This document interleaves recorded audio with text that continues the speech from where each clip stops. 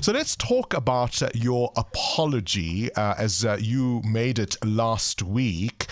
The Nugent Commission said that the role you played in the decimation of SARS was a premeditated offensive against the tax agency. This wasn't the work merely of junior staffers, as you seem to allude to, but was at the very least approved at the highest levels.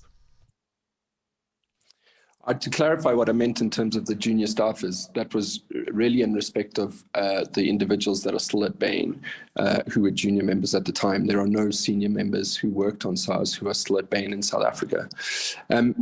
You're right, the Nugent Commission did say that it was a premeditated offensive. And the other part of that quote, which is important to remember, is that the Nugent Commission went on to clarify that Bain and Moyane acted each in pursuit of their own interests that were symbiotic, but not altogether the same.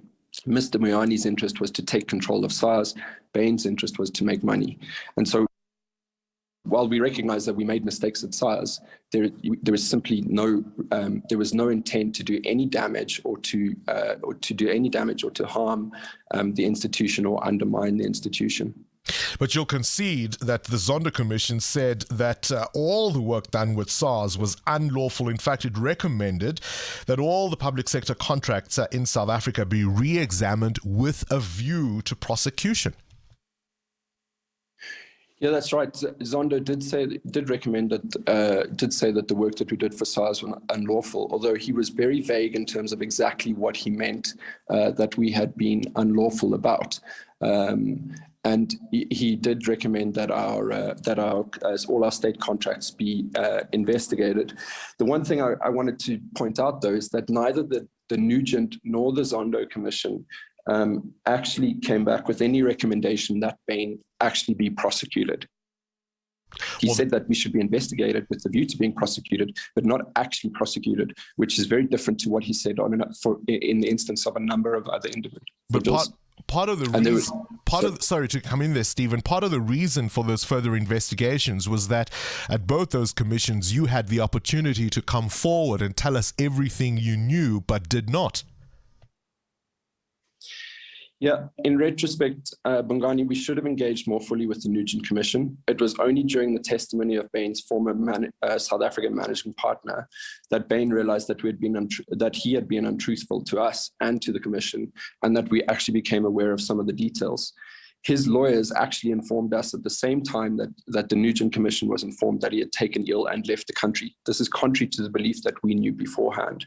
And there simply wasn't anyone who knew the details. He was the only person involved in any of the meetings with former President Zuma. He is still and in the instance, sorry, and if I may just finish, so we were really just on the back foot in respect of the Nugent Commission. On the Zondo Commission, I actually disagree with your statement that we declined to cooperate.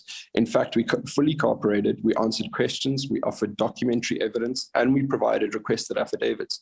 We even offered a meeting with our legal representatives to support the Commission's work, and that meeting never took place. The Zondo Commission also did not ask us to testify or to provide evidence. Had they done so, we would certainly have cooperated. I'll come back to the Zondo Commission in a moment, but let's go back to this idea that Masoni would have been acting alone without, I presume, the knowledge of London or Boston. He still prides himself, of course, as having helped Bain achieve market leadership in South Africa. And you mentioned his relationship with the former president, Jacob Zuma, and, of course, then that plan for how Tom Moyane was going to lead SARS. It's a little difficult to believe that the point man for Bain in South Africa would have been doing all of this in the dark without his bosses overseas knowing. There were some partners who knew that Mr. Masoni was meeting with the president, although we did not have at the time a clear view of exactly how often or exactly what was discussed. We've since tried to piece a lot of that together.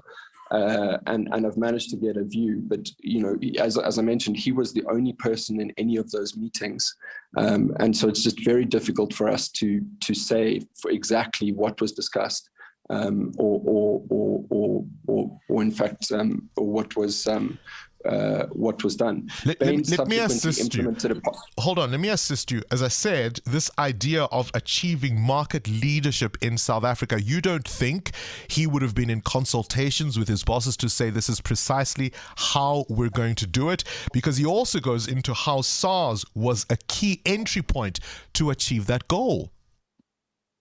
Yeah, and it's not a secret that the former managing partner at the time had ambitions to grow our state sector work, and he saw this incorrectly as the way of doing that. Now we've since made a number of changes to our own internal policies, which means that this can never happen again.